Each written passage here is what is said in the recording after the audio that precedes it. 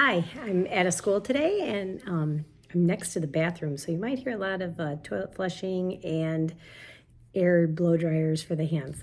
Um, this book is called Abe Lincoln Remembers, and I grew up in Illinois, the land of Lincoln, and have not read this book before. I thought it'd be fun to read it together. It's written by Ann Turner and pictures by Wendell Miner. So it says, when I was little, the cabin we lived in was small, with one room and one window. Think about that for a minute. One room in his whole house and one window. At first I thought the sky was square, like a piece of cut cloth. I could only see two birds in the sky and one squirrel in the tree. You can see his two birds. I don't see the squirrel. Maybe you do. Why do you think he thought the sky was square? Could it have been he was looking out of that square window? I did learn to read, and I got some history and my numbers. I'd practice them on the back of the fire shovel. For soot and ashes make a fine slate. So the soot from the fire was almost like a dirt that he could write in with his finger. And I would do anything for a book. I'd read any chance I got and dreamed of freedom, of rising like a hawk into the sky or some fine high place. So there he is reading, and you can see the hawk in the sky. It was time to move on. I left, no money in hand, no second shirt, just a handkerchief around a piece of cornbread. I worked on a flatboat and in a general store.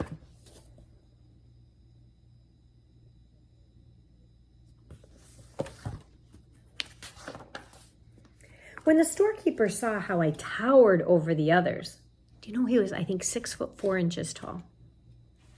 He bet I'd whip the best wrestler around, Jack Armstrong. We locked arms and bodies, swung back and forth. Then he downed me with a leg throw. The rules did not allow, but I shook hands with him and we became friends.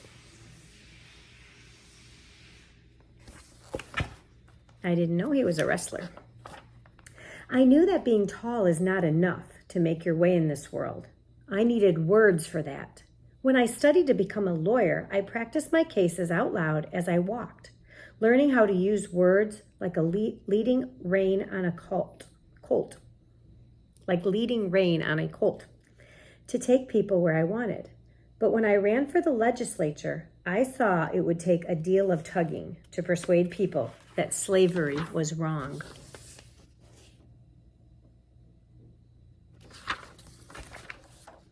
Then I found Mary, who agreed to be my wife. She was bright and brave, like a flag cracking in the wind, all color, rustle, and shine. When I ran for the Senate, she told me, "You will win, and someday you will be president." How I laughed at that. But later others thought the same, and I was nominated to run for the highest office. I talked and debated to show people we must be one nation, not part slave, not part free.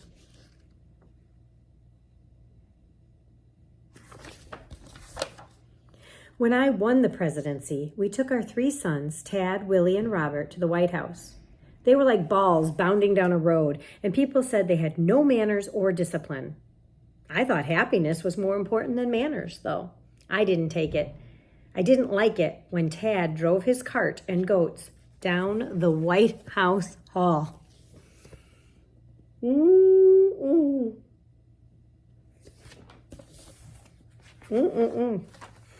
But we had need of happiness then, for the great wound opened in the country and in my chest, the war.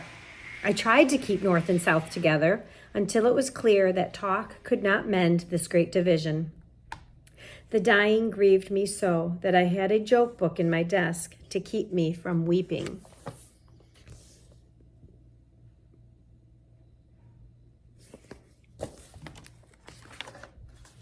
And I was terrified we would lose. I could not find good generals, and we lost so many battles as we won. But when we won the Battle of Gettysburg, it seemed the Union might prevail.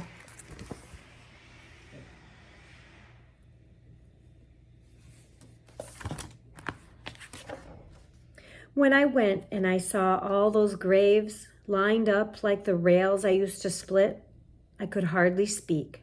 Words could not lead me here, and I thought my speech a short, poor thing. I felt in the middle of some vast tug of war until I thought my heart would break.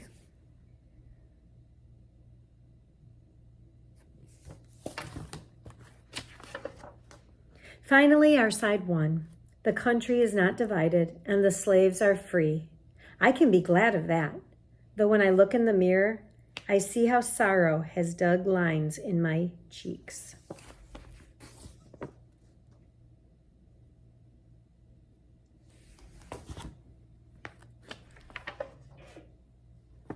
I told Mary that tonight is a time to be happy. As we wait to go see a play, I think again of that little house, the small window, the piece of sky with 2 birds and 1 squirrel. How much has come to pass since then.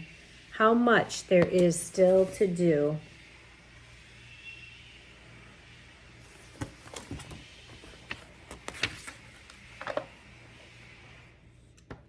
And maybe someday you'll read another book about what happens when he does go to the theater.